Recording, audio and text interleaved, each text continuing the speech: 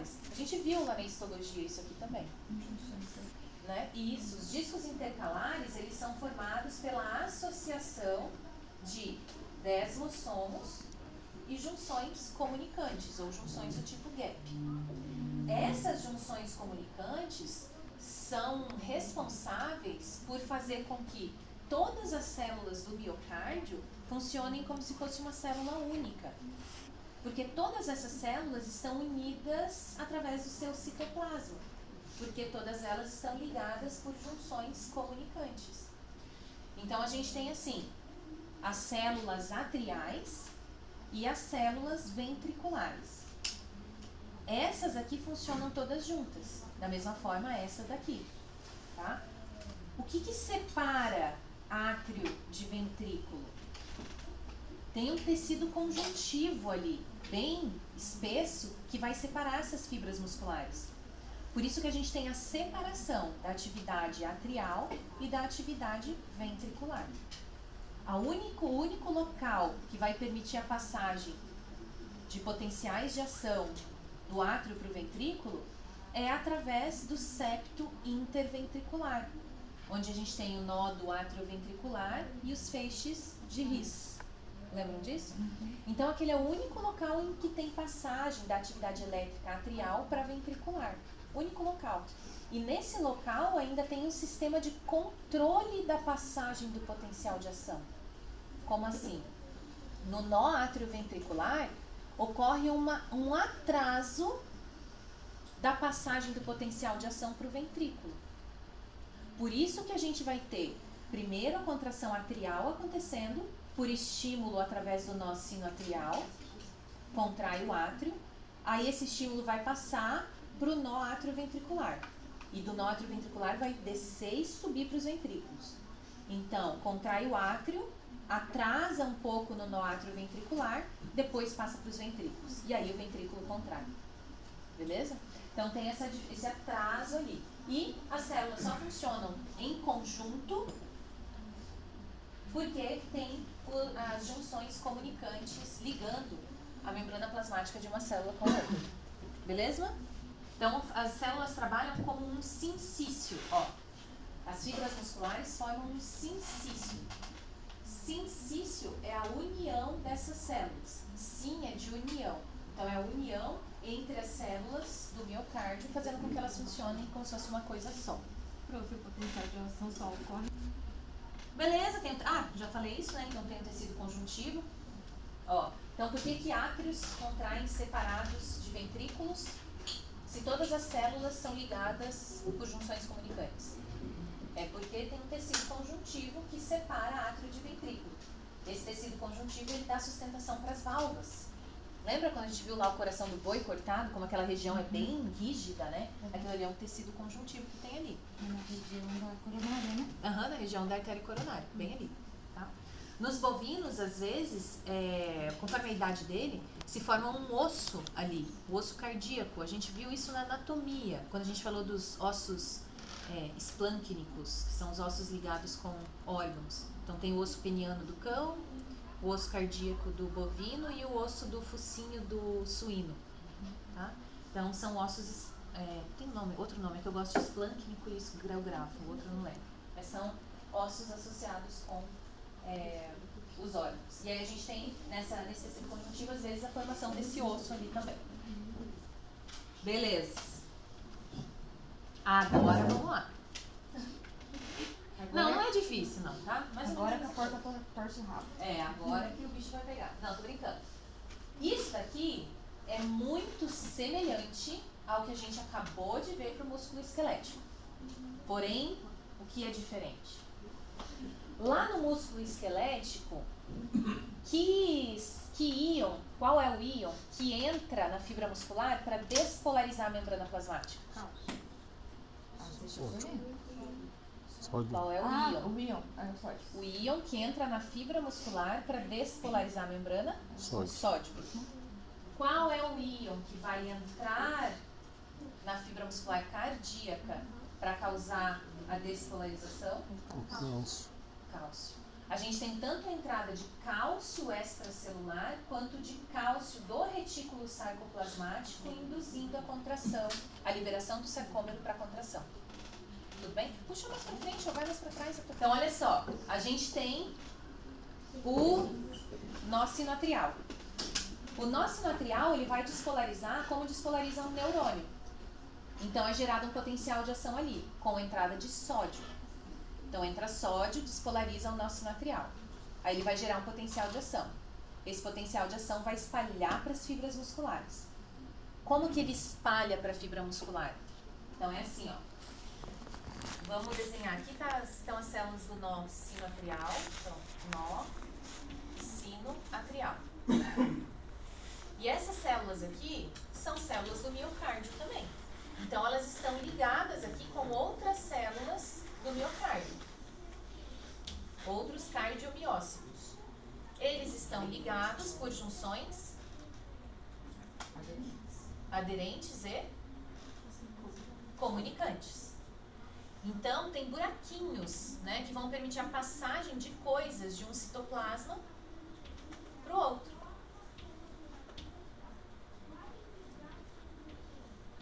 Tudo bem? O que vai passar de uma célula para outra para induzir a contração dessas células aqui? O que vai passar de uma célula para outra é o sódio. Então, olha só. Essa célula do nó sinoatrial, ela vai despolarizar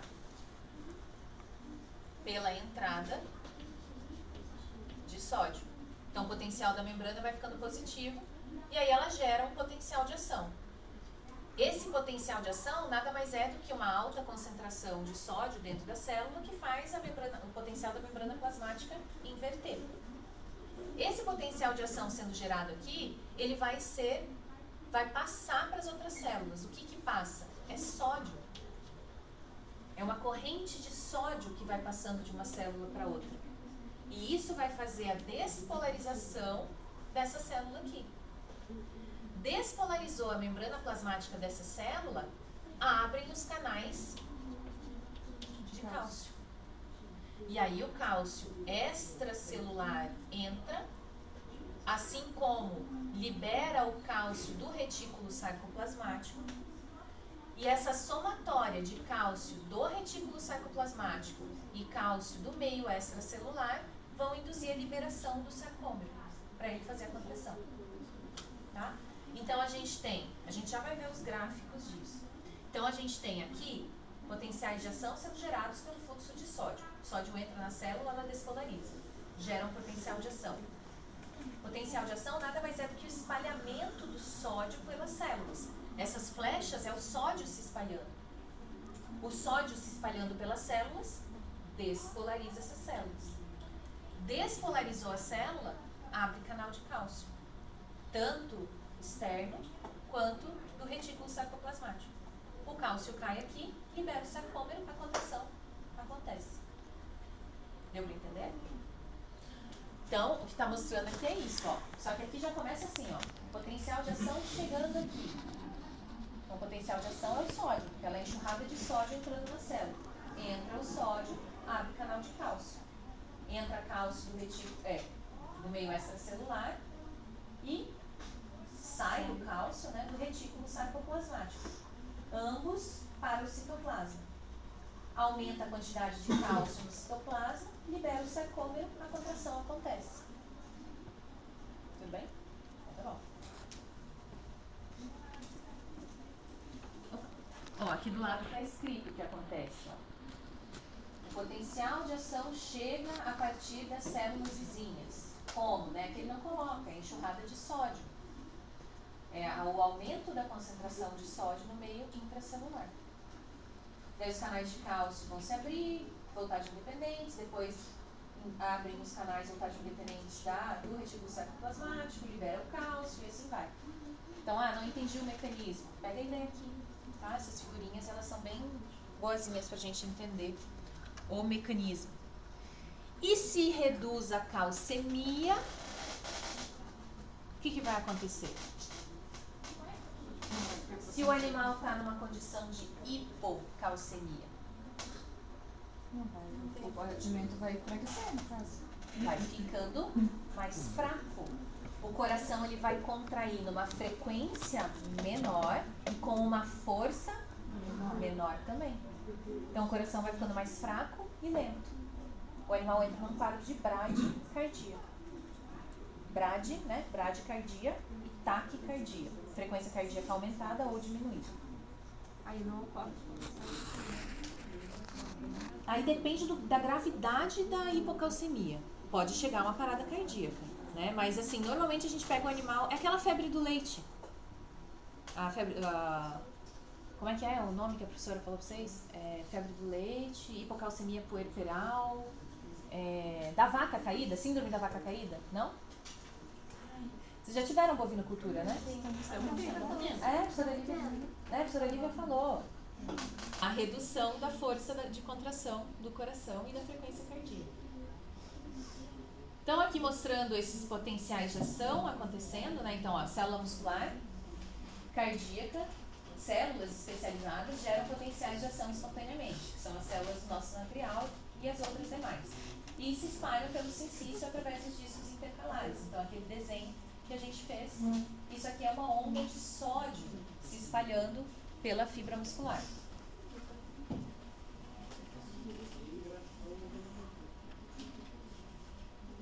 Tipo assim, a bradicardia... Então, olha só. Vocês já sabem isso aqui, né? Já, né? Então, a sequência de despolarização do coração. Então, o que acontece? Um ciclo cardíaco é o que acontece dentro de um batimento cardíaco. Isso é um ciclo cardíaco. Um ciclo cardíaco, ele compõe uma sístole e uma diástole do miocárdio. Então, sístole e diástole atrial, sístole e diástole ventricular. Tudo bem? Então, isso é um ciclo cardíaco. Então, dentro de um ciclo cardíaco, o que a gente vai ter? Despolarização do nosso sino atrial, induzindo contração atrial. Esses potenciais de ação vão chegar até o nó atrioventricular, que atrasa um pouco a passagem do potencial de ação para o feixe de His e para a fibra de Purkinje. Quando esse potencial de ação chega nessas porções, aí ocorre a sístole ventricular. Tudo bem? Então, essa é a sequência de despolarização das células. Aí, a gente tem, né? Se o nosso sino atrial para de funcionar, por um infarto, por exemplo, o nó atrioventricular, ele vai assumir a função de induzir a contração do ventrículo.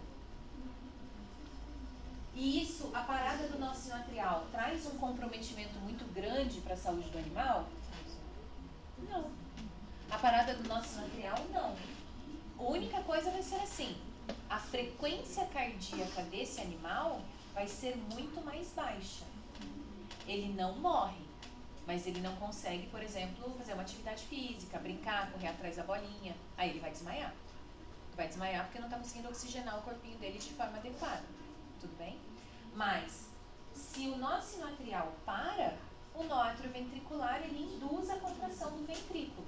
Para o nosso coração, para o nosso corpo funcionar, a gente precisa do ventrículo contraindo. O átrio, por que o átrio ele contrai um pouquinho? Porque ele termina o enchimento ventricular com sangue. Fala-se assim, que em torno de 90% do volume de sangue do ventrículo entra no ventrículo passivamente, simplesmente escorre das veias, através dos átrios e cai lá dentro do ventrículo. Aí o ventrículo vai se enchendo, até que chega o momento, né, da atividade elétrica atrial que o átrio contrai. Quando o átrio contrai, ele empurra mais um pouquinho de sangue lá para dentro, uns 10% desse volume. Empurra um pouquinho de sangue lá para dentro, aí vai começar a contração ventricular. Quando começa a contração do ventrículo, o sangue vai bater contra as válvulas atrioventriculares, induzindo o fechamento da válvula atrioventricular. Então, assim, numa parada de funcionamento dos átrios, o ventrículo vai continuar se enchendo de sangue. Mas não completamente. Não completamente. Mas o maior problema não é nem o enchimento ventricular, não é tanto o débito cardíaco, mas sim a frequência cardíaca que vai diminuir, tá?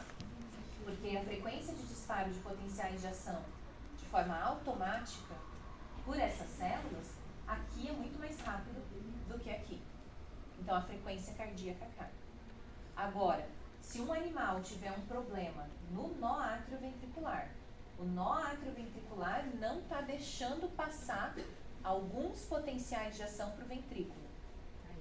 Aí aqui a gente tem um problema mais grave. Então, normalmente o animal pode entrar até em parada cardíaca, se não passa potencial de ação daqui para cá.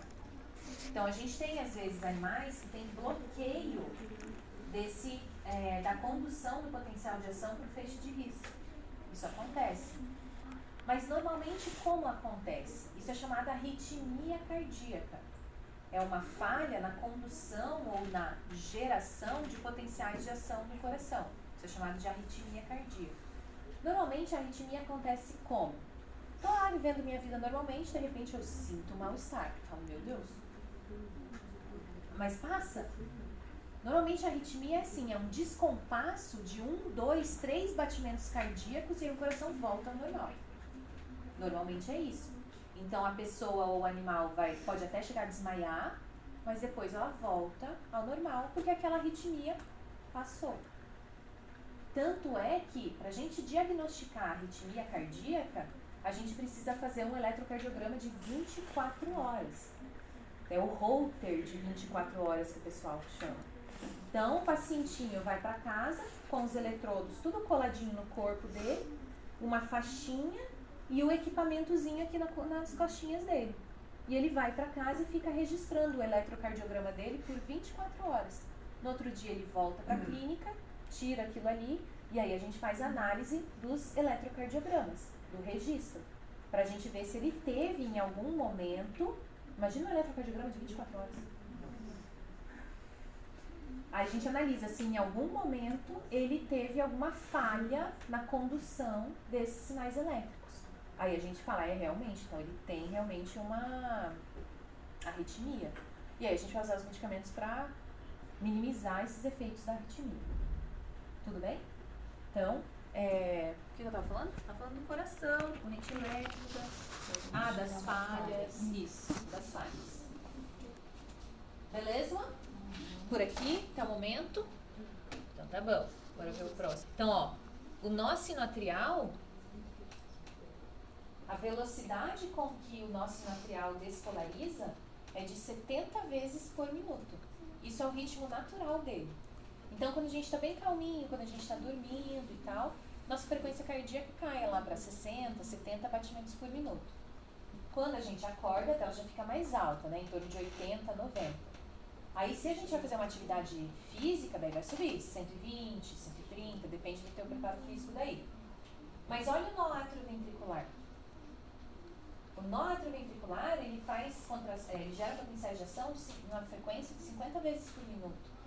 Então, é uma frequência mais baixa. Tá?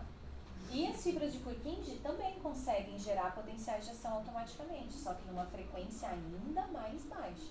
Aí, se só a fibra de Purkinje estiver funcionando aqui, aí a gente está desmaiado. A gente não consegue sair desse estado, né? Você está vivo ainda, porque o teu ventrículo está contraindo, mas você está bem mal. Você está, né, em decúbito, porque não vai ser suficiente. Tipo, tá morto, mas passa bem. Tá morta. Tá desmaiado, mas tá vivo ainda. Tá? A sequência, então, de despolarização a gente acabou de falar, mas tem aqui, então, mostrando, né, as figurinhas para vocês entenderem, estudarem depois. Bom, então, a contração acontece porque tem potenciais de ação acontecendo nessas fibras musculares. Então, os potenciais de ação no miocárdio tem de 2 tipos. Por quê? Porque a gente tem 2 tipos de células no miocárdio. Tem as células marca-passo, que são essas células do nó sinoatrial, nó atrioventricular, feixe de His, fibras de Purkinje. E tem as células contráteis, que são as células que de fato fazem a contração do miocárdio. Então, nessas 2 células, o potencial de ação é diferente. Vamos olhar quais são as principais diferenças. Então, aqui na célula marca-passo, a gente tem esses canais que são chamados de Fanny. Canais Fanny são os canais engraçadinhos. A gente já vai entender por que eles são engraçados, né? De onde vem esse nome, canais Fanny. E os potenciais de ação nas células contráteis, eles vão ter um platô no gráfico. O gráfico tem uma área de platô, a gente já vai ver o que é isso também. Então, vamos estudar agora como é o potencial de ação na célula marca-passo e na célula contrátil. Começando então pela célula marca-passo. Olha o que vai acontecer. A gente tem, esse é o gráfico do potencial de ação. Então, ó, a gente tem a membrana plasmática em repouso, em torno de menos 60 milivolts. Aí, esse potencial vai subindo até que alcança o potencial limiar e o potencial de ação é disparado. Daí, isso aqui, então, é a fase ascendente do potencial de ação e essa aqui é a fase descendente do potencial de ação. Ocorre aqui uma leve hiperpolarização e aí essa célula já começa a despolarizar novamente. Por que que isso acontece assim, ó? Ela vai despolarizando até chegar no potencial de ação. Não, potencial limiar. Era diferente do músculo do neurônio, né? O neurônio a gente tinha os potenciais graduados que tinham que ser somados para atingir o potencial limiar, lembra? Aqui a gente não tem potencial graduado. A gente tem simplesmente a célula despolarizando até ela chegar no potencial limiar. E aí o potencial de ação acontece. Por que que essa célula vai despolarizando aqui? Nessa fase aqui, a gente tem a ação dos canais Fanny. Os canais Fanny são canais de cálcio. Canais de cálcio. São canais dependentes de voltagem. Só que eles são dependentes de uma voltagem negativa. Porque está abaixo do linear. Qual voltagem que eles são sensíveis? A essa voltagem do potencial de repouso da célula marca-passo, menos 60. Então, o que que vai acontecer com essa célula?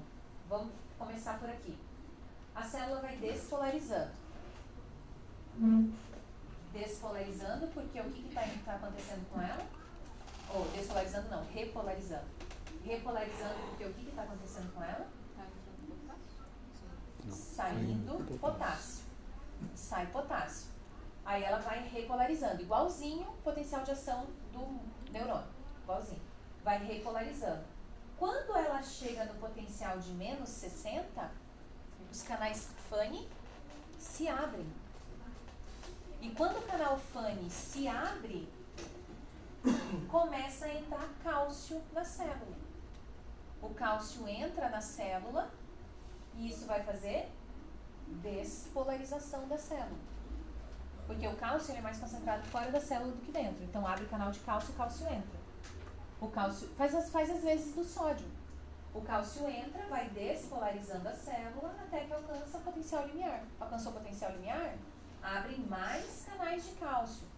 Voltagem dependentes também. Só que agora eles dependem de qual voltagem? Do potencial limiar.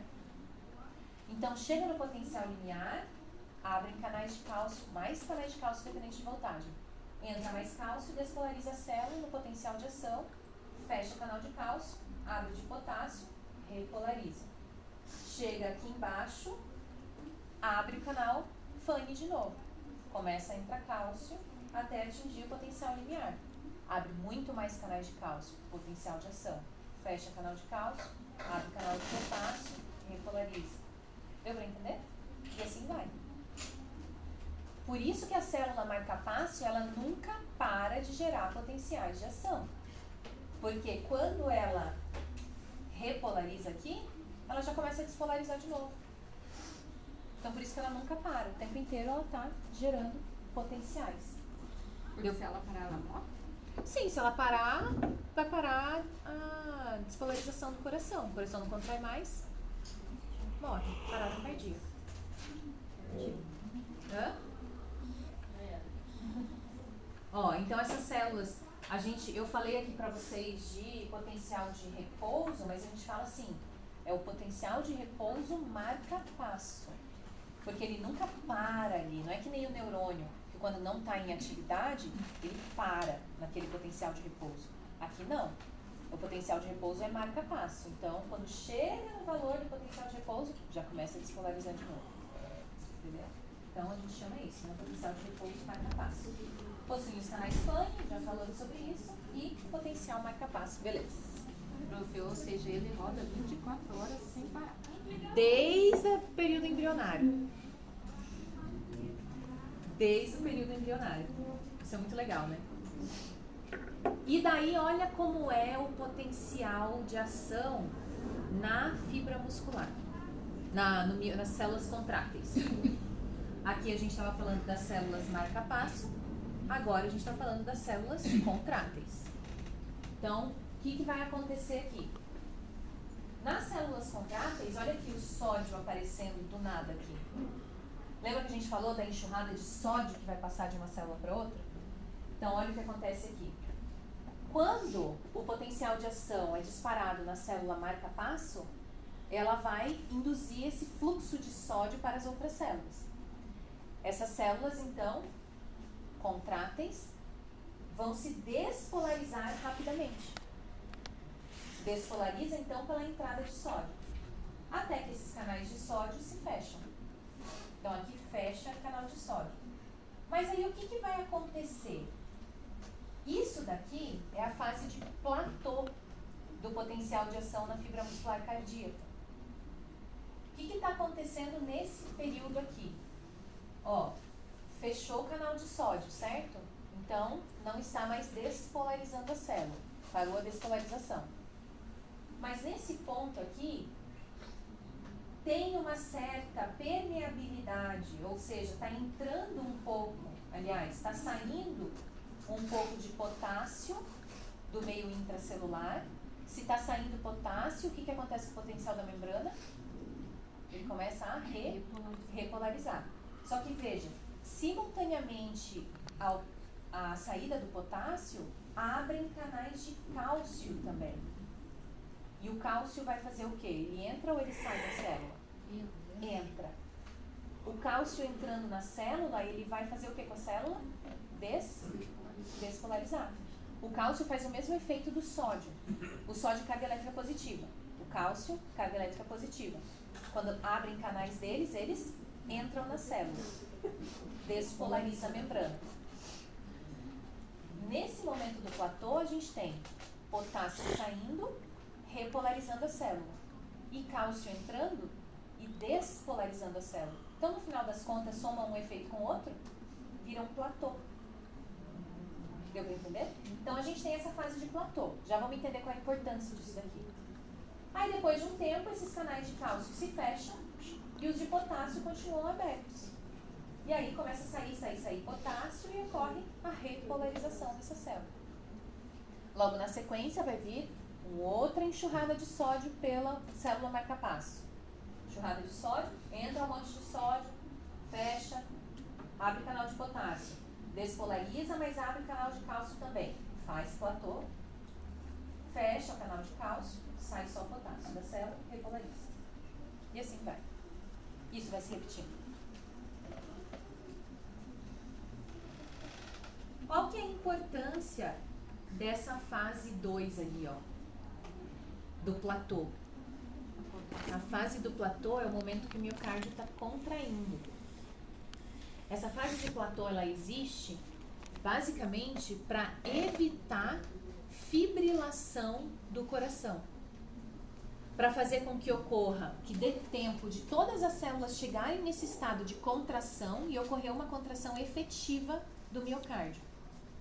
Tá? Senão o nosso coração ele seria tão suscetível à fibrilação quanto os nossos neurônios são suscetíveis à convulsão. Então, essa fase de contração, ela auxilia a evitar fibrilação cardíaca. É um período de estabilidade desse músculo em contração para dar tempo de todos eles chegarem nesse quadro, nesse estágio e ocorrer uma contração efetiva. Tudo bem? Então é um sistema de proteção aqui para essa fibrilação e para a contração de fato ser efetiva.